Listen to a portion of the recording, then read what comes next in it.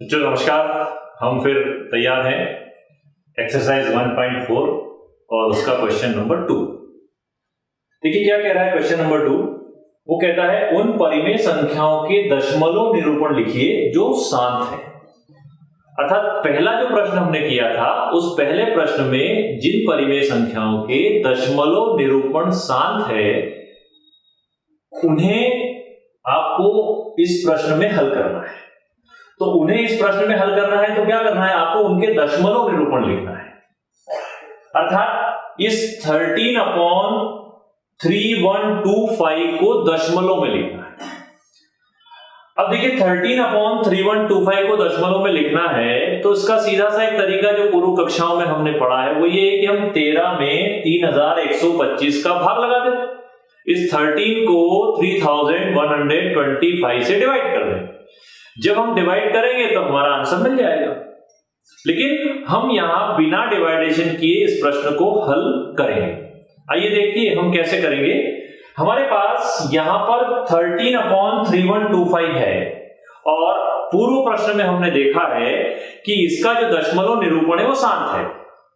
ठीक है, अब ये शांत तो है लेकिन आपको इसके दशमलव निरूपण लिखना है कि यदि इसको दशमलव में प्रदर्शित करें, डेसिमल में यदि इसको हम रिप्रेजेंट करें तो ये कैसे रिप्रेजेंट होगा। तो हम क्या करते हैं, इस 3125 के गुणनखंड यहां भी करेंगे। 3125 के गुणनखंड यहां करेंगे। ये ऑलरेडी हम पहले वाले प्रश्न में गुणनखंड कर चुके हैं, तो मैं यहां इस प्रश्न में उन गुणनखंडों को सीधे लिख रहा हूं।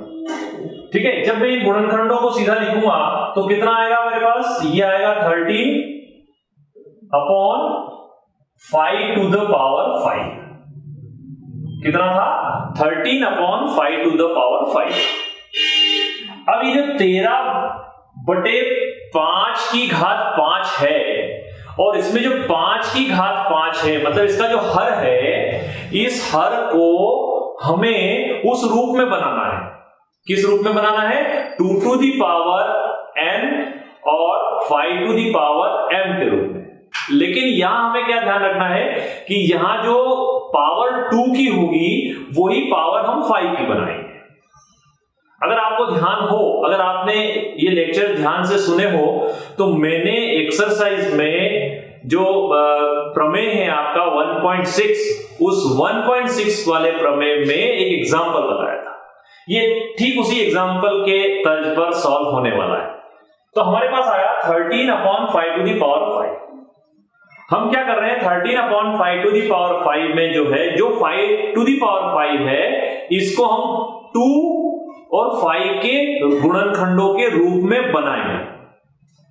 अब यदि इसको 2 के और 5 के गुणनखंडों के रूप में बनाना है तो इसमें 2 लाना पड़ेगा। 2 हमारे पास है नहीं। हम किसी भी चीज को डायरेक्ट कैसे ला सकते हैं, तो हमने एक तरीका सीखा है, यदि किसी संख्या में कोई चीज हमें लानी है तो हम उतनी ही संख्या का उसमें गुणा कर दें और उतनी ही संख्या का उसमें डिवाइडेशन कर दें। तो जितनी संख्या का हम उसमें भाग करेंगे उसी का अगर डिवाइडेशन करेंगे तो उसके आंसर में कोई फर्क पड़ने वाला नहीं है। एक एग्जांपल मैं आपको यहां पर बता रहा हूं, सुनिए, फिर हम इस प्रश्न को हल करेंगे। मान लेते हैं हमारे पास है यहां पर 25, ठीक है, लेकिन इसके जो गुणनखंड मैं करने जाता हूं तो मुझे मिलते हैं 5 × 5। अब किसी ने मुझे कहा कि नहीं, इसमें मुझे 7 भी चाहिए। ठीक है, इसमें मुझे कितना चाहिए, 25/1 है, इसमें मुझे 7 चाहिए। ठीक है, मैं 7 ले आऊंगा। कैसे लाऊंगा 7, तो मैं 7 का गुणा भी कर दूं और 7 का भाग भी लगा दूं। यदि इसमें मैंने 7 का गुणा 7 का भाग किया तो इसका आंसर हमेशा 25 ही रहने वाला है, ये आंसर नहीं बदलेगा। 25 में 7 का मल्टीप्लिकेशन करें हम और 7 से भाग लगा देंगे तो फिर 25 आ जाएगा। बिल्कुल यही काम हमें यहां पर करना है।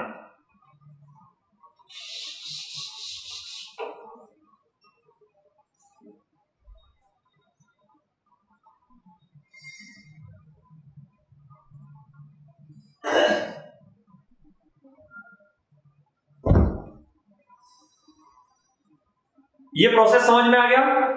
ठीक है, हमने क्या किया, 3125 के गुणनखंड करके यहां लिखी। अब हमें यहां क्या करना है, 5 to the power 5 को अलग रूप में लिखना है। मतलब हम ये लिखेंगे यहां पर कि यहां पर यहां पर 13/5 के हर को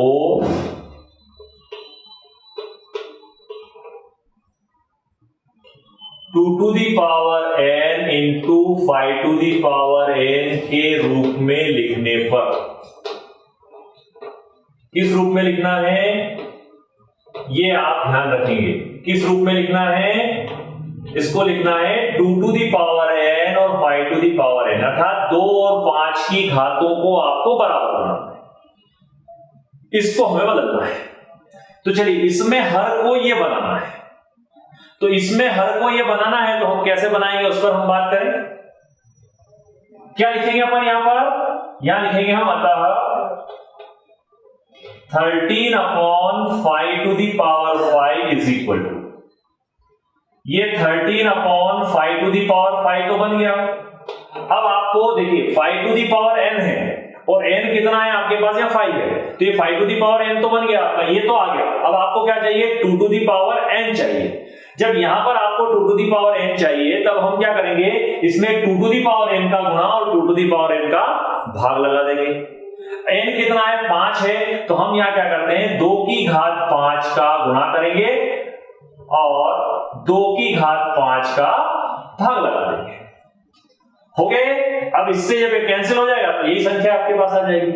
अब आप इसको सॉल्व कीजिए। जब आप इसको सॉल्व करोगे तो ये कितना आएगा? 13 into 2n, 2 का 2 में 5 बार गुणा करिए। 2 2 जा 4, 4 2 जा 8, 8 2 जा 16 और 16 2 जा 32, 2 दूना 4, 4 दूना 8, 8 दूना 16 और 16 दूना 32, मतलब ये आ गया आपका 32 डिवाइडेड बाय, यहां कितना आ गया? 2n और 5 आ गया। 2n है और है आपके पास 5n। अब इसको देखकर आप, पूर्व कक्षा में हमने पढ़ा है कि जब इनकी घातें समान हो, इनकी पावर्स इक्वल हो, तो क्या करते हैं? इन संख्याओं का आपस में मल्टीप्लिकेशन कर सकते हैं क्या? बिल्कुल किया जा सकता है। तो हम इनका मल्टीप्लिकेशन कैसे करेंगे? 13 into 2, हम यहां पर साथ में इसका गुणा भी कर दें। 13 में 32 का गुणा करना है तो 13 दूना 26 का 6 हासिल 2, 13 39 और 2 कितना होगा? 40 और 1 41, ये आ गया 416 डिवाइडेड बाय, ये आएगा 2 into 5 कितना बना? ये घातें समान है तो घात को हमने कॉमन ले लिया, तो ये आया 2 गुणित 5 की घात 5।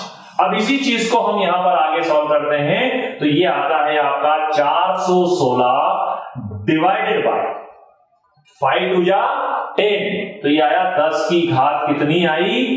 5 आई। अब बताओ 10 की घात 5 का मतलब कितना हुआ?